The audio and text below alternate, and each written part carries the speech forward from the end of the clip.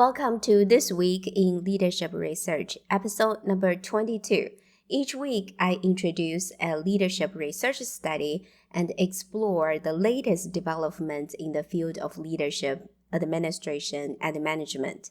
Whether you are a seasoned leader or just starting your leadership journey, this podcast is for you. My goal is to provide valuable insights from cutting-edge research that you can use to take your leadership skills to the next level.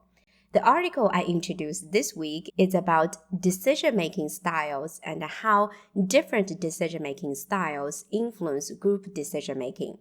The article is titled Group Decision Performance: The Predictive Role of Decision-Making Styles and Cognition. The article was published in Personality and Individual Differences in 2023. The link of the article is in the description of this video. Decision-making is the essence of leadership. In organizational settings, there are two types of decision-making: making decisions as an individual and as a group. The article I introduced this week focuses on group decision-making.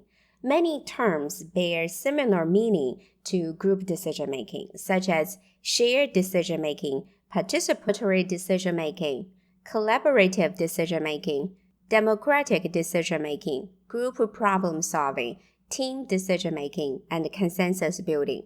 Many people think if a decision is made by a group, usually by the majority rule, then that decision is a good decision. That's a big mistake. There is indeed wisdom of crowds, but some conditions need to be met to generate wisdom of crowds. Otherwise, we end up with madness of crowds.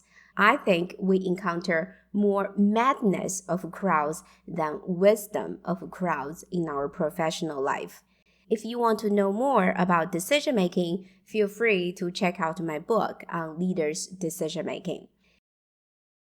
At an individual level, a decision-maker's pattern of responses when presented with a decision is called decision-making style. 5 decision-making styles have been identified: rational, intuitive, dependent, spontaneous, and avoidant. A rational decision-maker tends to gather information and data from a variety of sources, prioritize logic over emotion or intuition, and weigh the pros and cons of different options.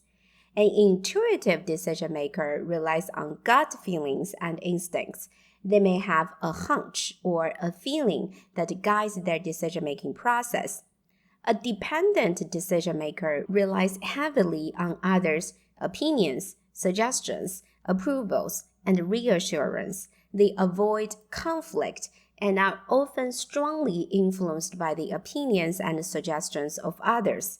They are more likely to follow the crowd or to make decisions based on what they think others want or expect.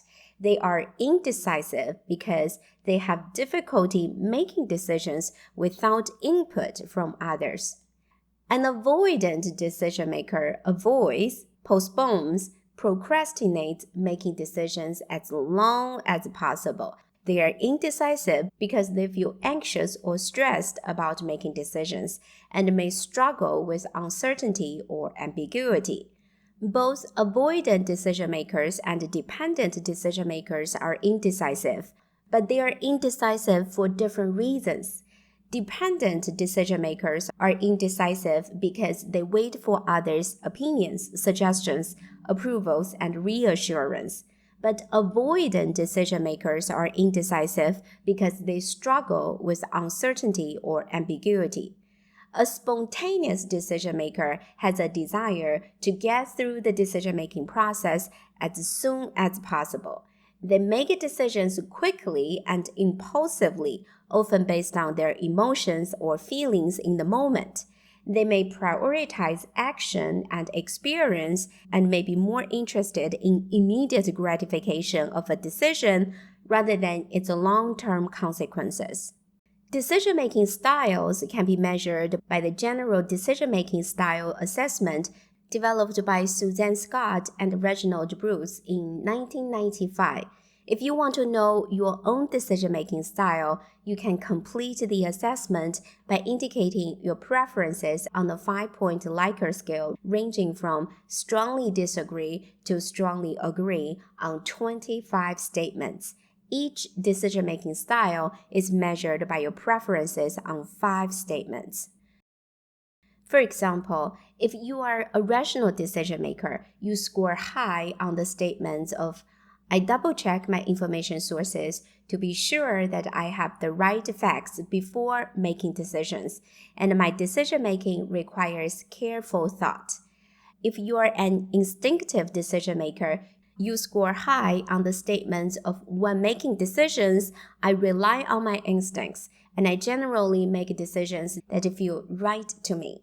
If you are a dependent decision maker, you score high on the statements of I rarely make important decisions without consulting other people, and if I have the support of others, it's easier for me to make important decisions.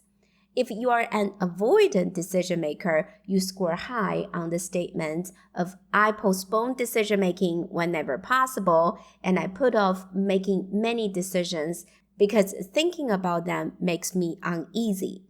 If you are a spontaneous decision maker, you score high on the statement of I often make decisions on the spur of the moment, and when making decisions, I do what seems natural at the moment. What's your decision-making style?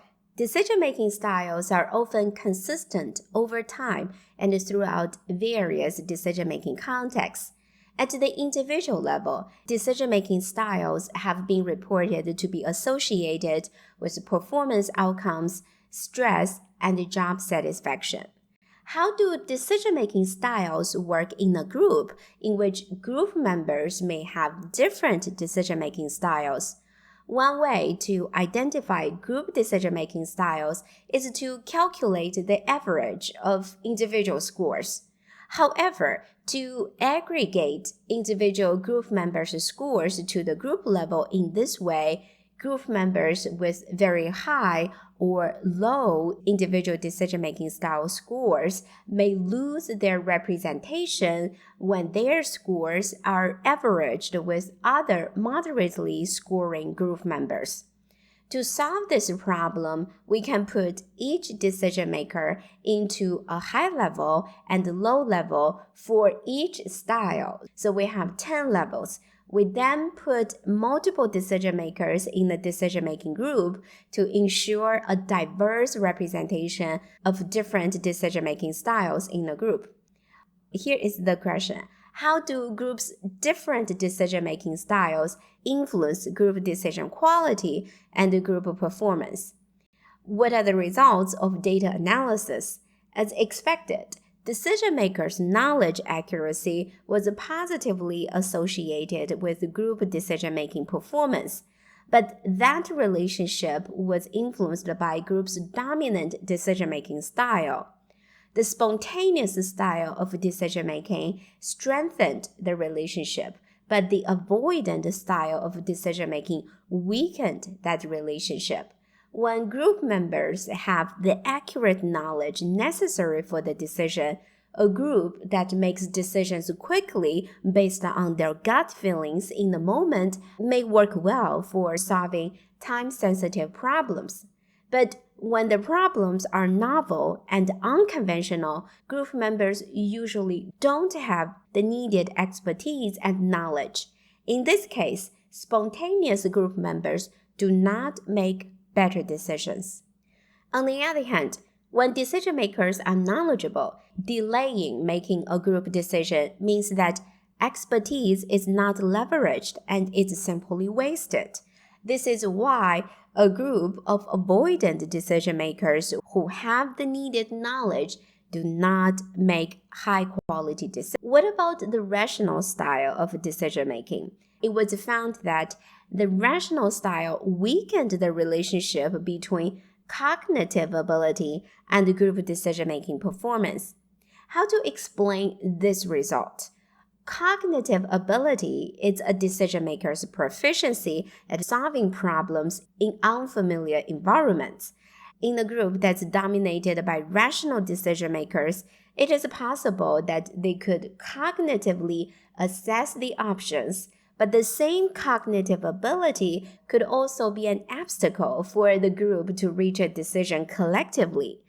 This is because they rationally notice that the options fail to meet their self-imposed standard of logic necessary for a group to reach a decision. How to apply those findings to leadership practices? When forming a group, a team, a committee, or a board to make group decisions, leaders should pay attention to each group member's decision-making style, their knowledge accuracy, and cognitive ability. There is a potential negative impact of an avoidant decision-making style on group decision-making performance when knowledge accuracy is high. On the contrary, leaders should recognize the potential benefits of a spontaneous decision-making style when knowledge accuracy is high. What's more, leaders should be aware that the rational decision-making style may weaken the relationship between cognitive ability and group decision performance. Leaders can use the research findings to develop decision-making training programs and interventions to help their team members improve their decision-making skills. Team members can be encouraged to make spontaneous decisions or prevent from making avoidant decisions. Leaders can also create an environment that supports the development of cognitive ability and rational decision-making skills. Leaders can also work to ensure that their team members have access to accurate and reliable knowledge and information to support their decision-making. That's all for today's episode. Thank you for tuning in to This Week in Leadership Research. I hope you learned something new and valuable about decision-making styles, team composition, and group decision-making quality and performance. Keep learning and putting into practice what you've learned. I'll be back next Friday with another exciting episode, so be sure to tune in. Thanks for listening and keep leading the way.